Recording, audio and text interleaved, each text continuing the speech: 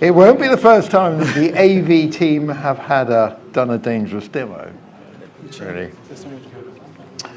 So I was surprised not to be asked by Daniel to participate in the history of Kamailio panel the other day, because I remember the first time I met Daniel. This is back in something like 2005, when I flew to Bucharest and was greeted there by a very young Daniel and an equally young Bogdan, who then drove me and James Tagg to central Bucharest at very high speed, ignoring all traffic lights, which I thought was great fun. Yeah, it was. But we ended up with a demon team working on the TruePhone core infrastructure. Daniel, Bogdan, and then from FreeSwitch we had Brian and Mike Ferris, of course. Yeah, an absolute ace team. And then, of course, we stuck with Kamailio all the way through, and the main reason for that is it just worked, unlike the AV, which is not working so well. It's probably, is it AV or is it Crunel's? It's the notebook. PC. It's a MacBook.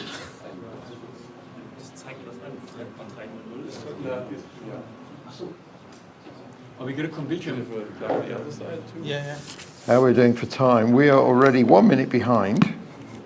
So Crunel, hopefully, is going to show us a dangerous demo all about a very dangerous sales assistant agent. Or perhaps he is not going to be showing us that. James, are you ready to roll? So it's not the MacBook. It's something else. Wow. Yeah. You had to unlock it? No contact. Stand by. You have to choose what you want to hear the screen.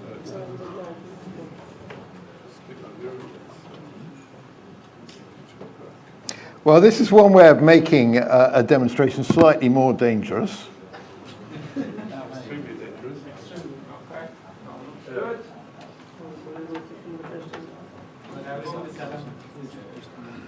If you can't get it working in another 15 seconds, you're going to have to stand down and we'll put James on.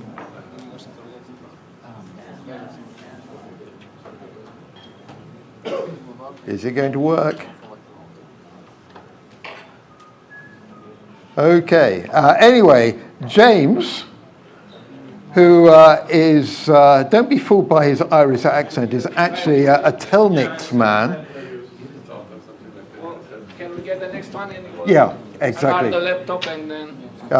So James is going to tell us all about how to hack mid-proxy authorization with a slide or no slides? No slide, no. No slides. So this is definitely dangerous. Words. Okay. This is on. So, James, you have 3 minutes.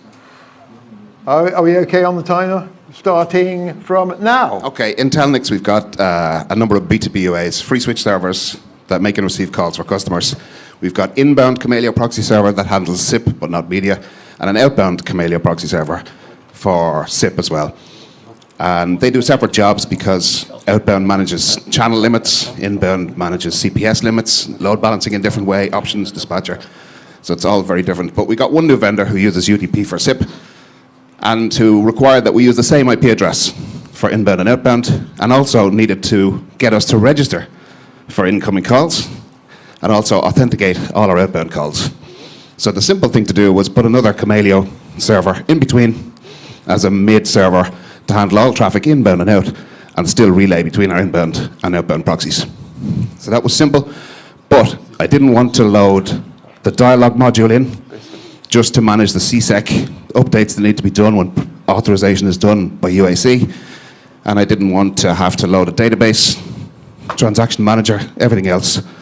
So I know that the UAC module will change the CSEC numbers on the fly for mid-dialogue requests, but that requires the dialogue module. So it made sense for me to think instead, if I just get the first invite and lower the CSEC number, then that's going to make everything work. Of course, there's no function in Kamailio for this, so I hacked it. So what I do is, I receive the invite from the outbound load balancer, decremented the CSEC number, send it to the vendor, and when we get the challenge, then add the authentication, hack the CSEC number again. There's a function in the CoreX module, it's new in Kamailio 6, for message changed route, and then relay it. And then it just worked. It just worked every time. And there's no dialogue module, no database, no mid-dialogue transactions, because the inbound and outbound load balancers do that. And it just works. I don't know how long it'll work, or when it's going to fail, but for now, it just works. And that's it. Thank you. Well done, James. Wolfgang, you're up next. So today we've seen the two extremes. We're going from Dan Jenkins with 219 slides to James with 0 slides. So Wolfgang is going to talk about, bizarrely enough, emergency calling. And this time, I've been promised that there'll be no sticky labels on people, but there may be the odd QR code or two. So, can we reset the timer, please? And are you ready, Wolfgang? Yes, I'm ready. Time is already okay, you running. have 3 minutes starting from... Yeah, QR emergency. So in my spare time, I'm supporting a project in Austria. It's called Tech 112. It's for accessibility. We run an over-the-top application that is standard-based, and you need to install an application. And we were approached by some organizations, like a school or doctors. They said, we would like to have a solution that doesn't require an app to be installed, and it should be something that we can hide, let's say, in a link on a PC that no one sees, that emergency services are requested, like the police, for instance. And there are some situations where you need precise indoor locations or silent alerting things. And the most important thing here is the PSAP always wants to see an identity that is verified. Yeah? So the idea was here, okay, let's combine the location and the verified identity, put this into a JSON Web Token, generate an URL, and use this in order to route it to the most appropriate PSAP based on standards. So just switching to this one. So that's, it's German, sorry. That's the solution that I've implemented during my spare time. So you can set contact persons, like here I have my name and I have the Novotel here. You can set a location. Oh wow, the network is very slow. There should be a location somehow. Yes, I need to log in. Okay, that's the dangerous part here. Oh no. Okay, doesn't work. I'm back here again. So then I can actually I can set a location. This is my office location, and come on, I've prepared a location here for Kamailio World, and I can create a link for that. And this is the web token. And this is the QR code, and the first one who sends a message with a name gets a chocolate from Austria.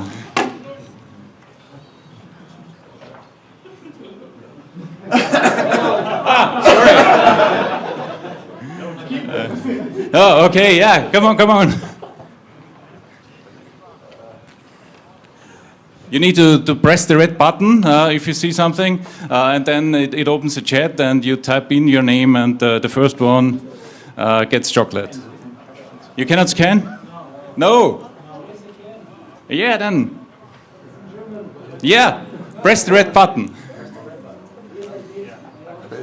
Oh, yeah, I got a lot. Okay, this was the first one, I guess. I'm hungry. Hendrik, you got the chocolate. Yay!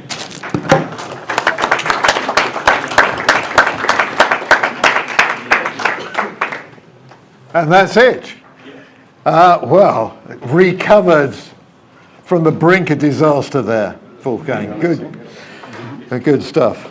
And I was about 2 seconds after him. So almost another dangerous demo. Right, I've lost my...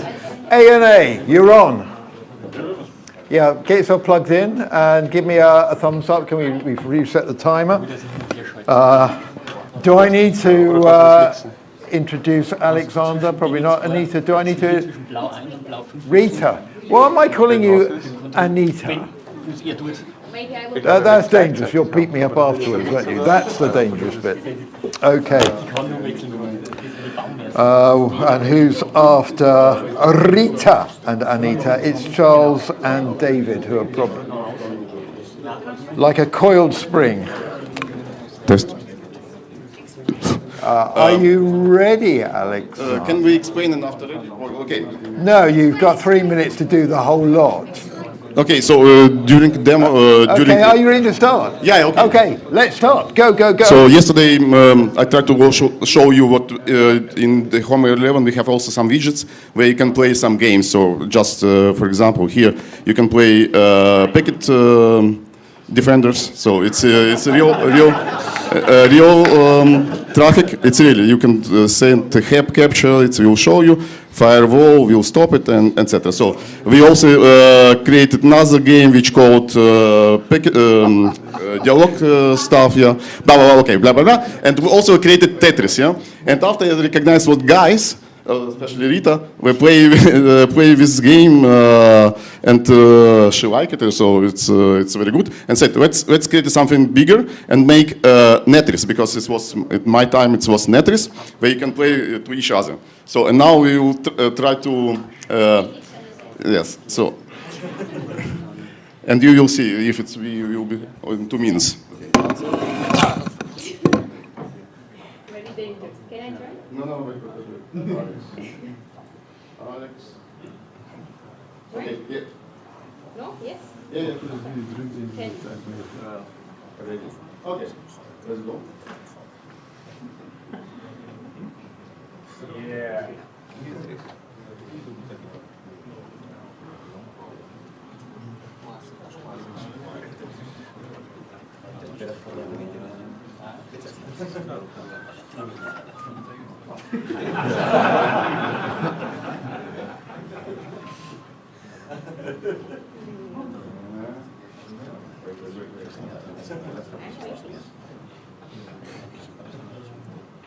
So you can play with your colleagues and in Home 11.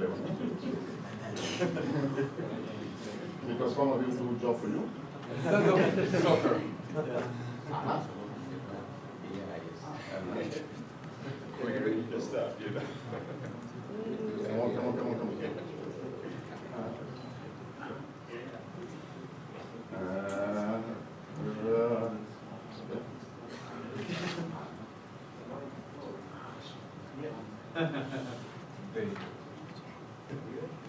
How many minutes is that?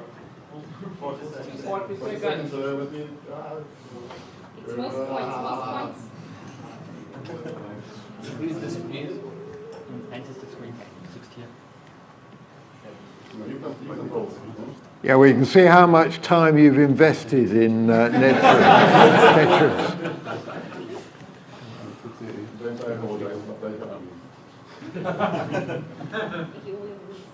No. 15 seconds. Oh my God. Are there cheat sheets for this?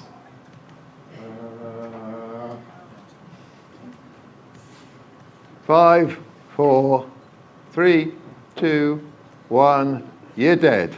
Thank you, Alexander. And Rita, who's not Anita. Okay, Charles and David.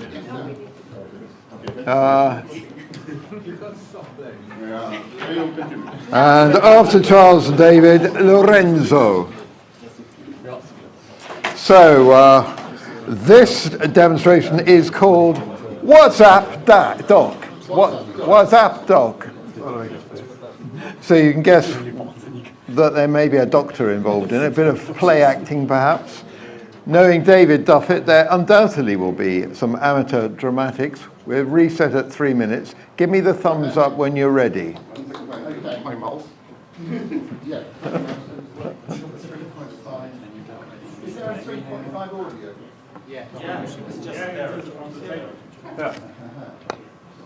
Okay. Are you ready? Yes. Just give me the thumbs up and we will start. I think we're ready. 3 minutes starting from now. Okay, this is a fictional scenario where there is a health centre that's just used Simwood's WhatsApp integration to allow 3 billion users of WhatsApp to come. Oh, sorry. Thank you. To use Simwood's WhatsApp integration to allow up to 3 billion users to make contact with the health centre. And when you message through WhatsApp, it's going to go to Simwood Conversational AI. But if you ask to speak to a doctor, or if the AI assistant determines you need a doctor, it's actually going to put it through to Dr. Charles, who's on Microsoft Teams.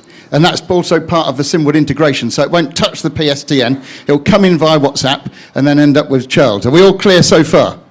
Okay, and the amazing advantage is that, of course, if you're on WhatsApp, you're an authenticated user, you've got secure communication. I'm going to do it on my phone, but I've popped the screen on so you can see the messaging. So first of all, I'll say hello. And can you see I said hello? And very cleverly, it goes blue, look, because the other end's seen it. And then we get a little response, says, I'm James, the helpful assistant at the Kamailio World Dangerous Demo Health Centre. Let me put a little message.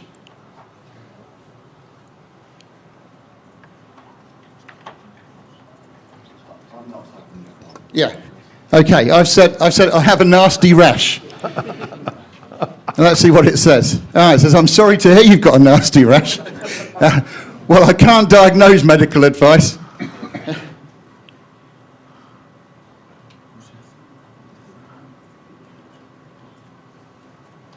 I'm just typing another message here, frantically. Oh. Okay, so I said it's on my arm, what should I do? All I'm really demonstrating is that the LLM can give medical advice and talk like that. So now I'm going to ask for a doctor, look. Can I speak 1 minute to a doctor, please? Now watch what happens, because this is as smooth as something incredibly smooth. So I'm asking to speak to a doctor, and it says, sure, just do the call icon in the WhatsApp chat. So I'm going to do that.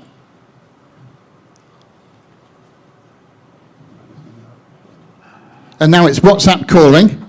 You won't see that on the computer screen. And you should see it's coming through to Dr. Charles on Teams. Hello, hello. There you go, we're through with audio. I would just like to point out, I'd just like to point out that Charles is not a doctor. In fact, he's not even a nurse. But he's a very nice man. A very nice man, a great CTO. I think we're done, James. and you've got 3 seconds. What about to that? Well done, David. I wouldn't expect anything less from a seasoned veteran like you. Lorenzo, you're on? Yes. Yeah, and unusually David is participating in a demo because he's normally judging, but I'm sure he'll be returned to judging duties at ClueCon. Now, Lorenzo is yet another person who is a dangerous demo veteran. Have you ever won, Lorenzo? You have, haven't you? More than one. Definitely a seasoned veteran. And next on after Lorenzo is Cesare, wherever you are. Where's Cesare? Hiding. Over there, right. Again, another coiled spring. Let me know as soon as you are ready, Lorenzo.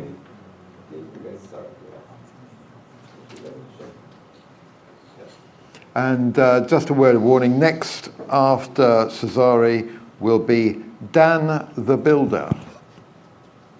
Okay, are you ready now? Yeah, I am. You have 3 minutes starting from now. Okay, yeah, so again, I spoiled it a little bit before.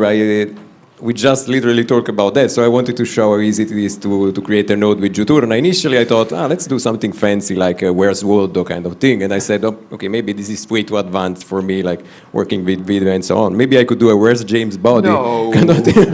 But that also sounded way too advanced for me. So I said, instead, I wanted to play a bit with Croco. I don't know how many of you are familiar with it. It's basically the transcription offering by the guys at Zoiper. So you all know Zoa. I unfortunately couldn't be here this time, but we talked often about Croco. I really wanted to experiment with it a bit, and so I wanted to see if I could create quickly, with my very limited knowledge of Python and Juturna, basically a node to start using that, and then try to do a live transcription in real time. And luckily for me, they also offer some community things that I could host on my own laptop as well to test. And so the end result was this. So basically like 100 lines, and a lot of those is basically just the boilerplate, so the stub that you create that creates stuff for you. The actual work is very limited, the stuff that I need to do. I basically just need to interact with the local WebSocket server, which I launched over there. So that is the Croco instance that is local. And then I'll just create a new pipeline with Juturna.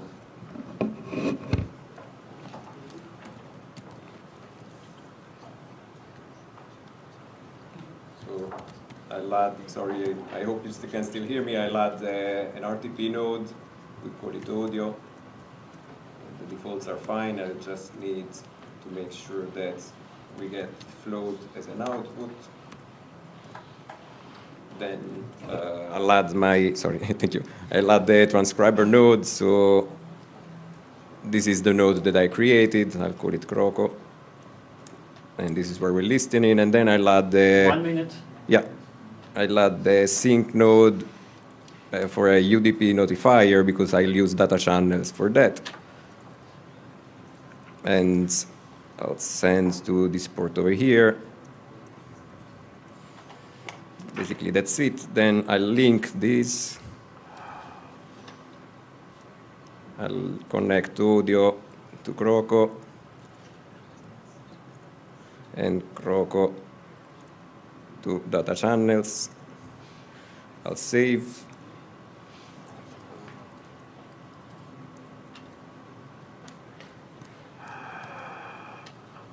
I'll launch it.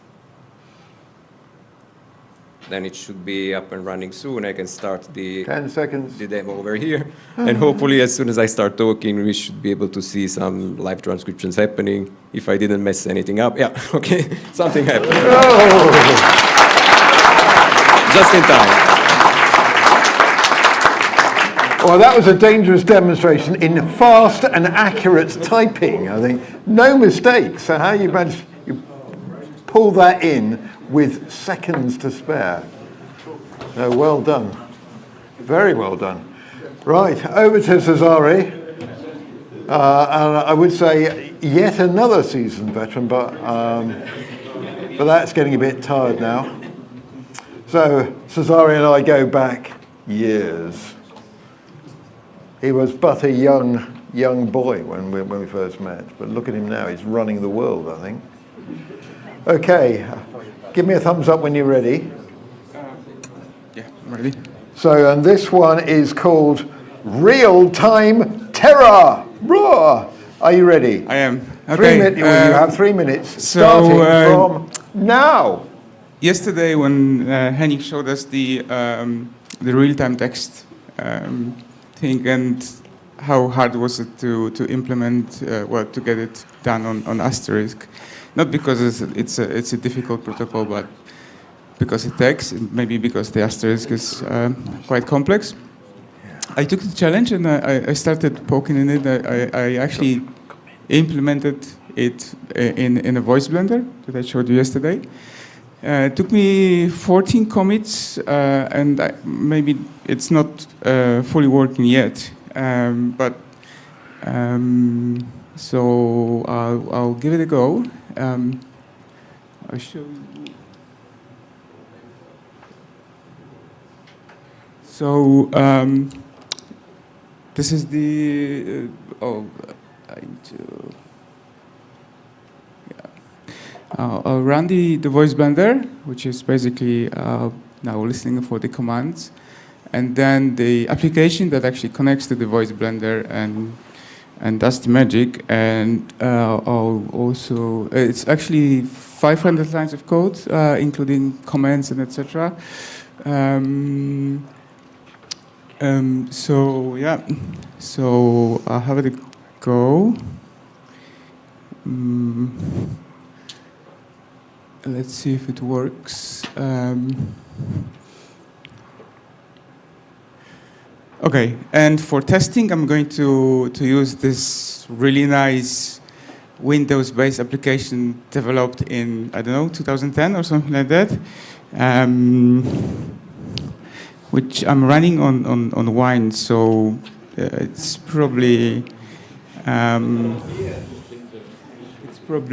broken. But actually, let me just. It is in a weird state, but let me see. Okay, make a call. Yes, I'm actually connected. I can make a call to the voice blender using WebSocket to WebRTC, and I can probably type a message.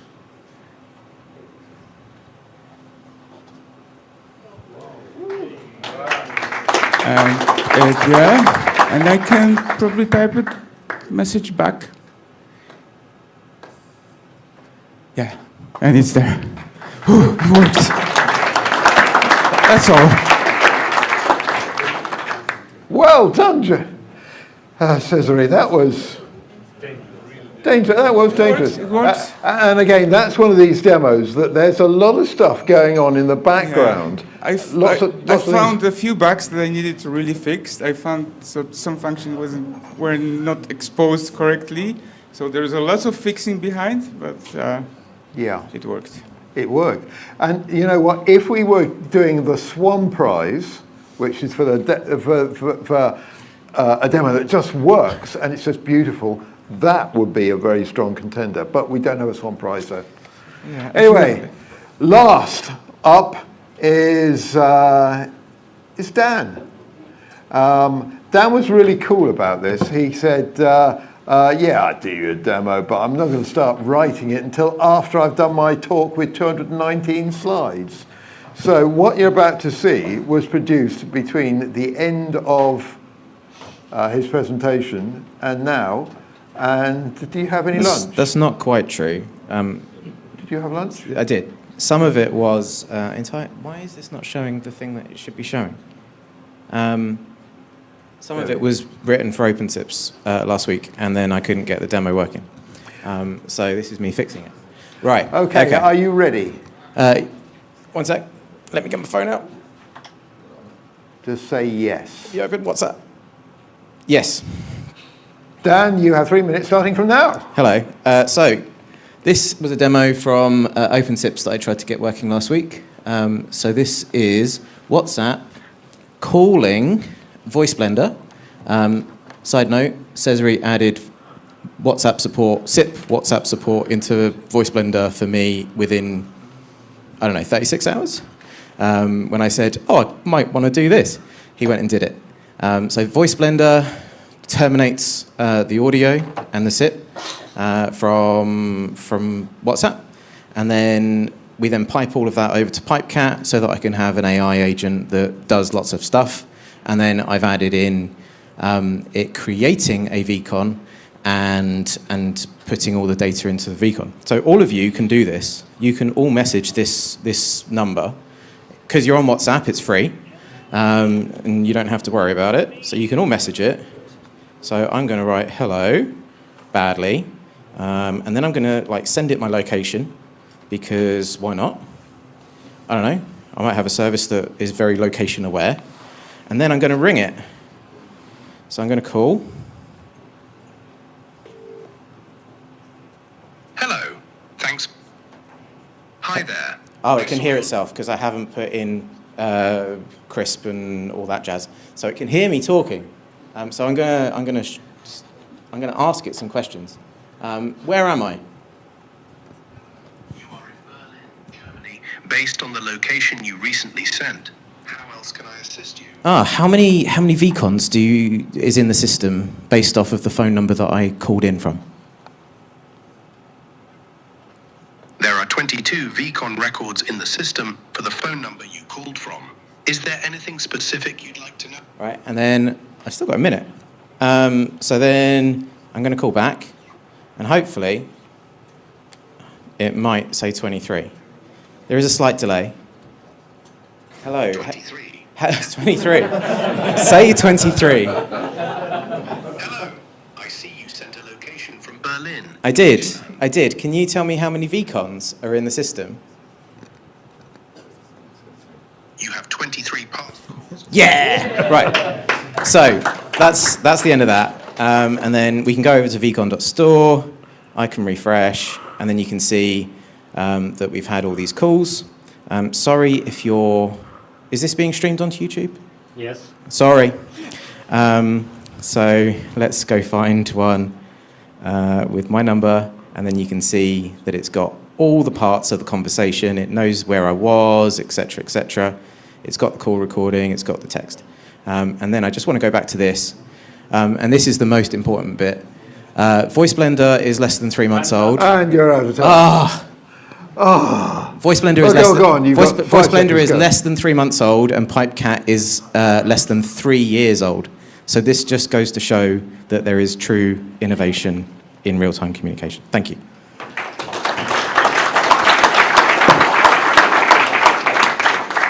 Right.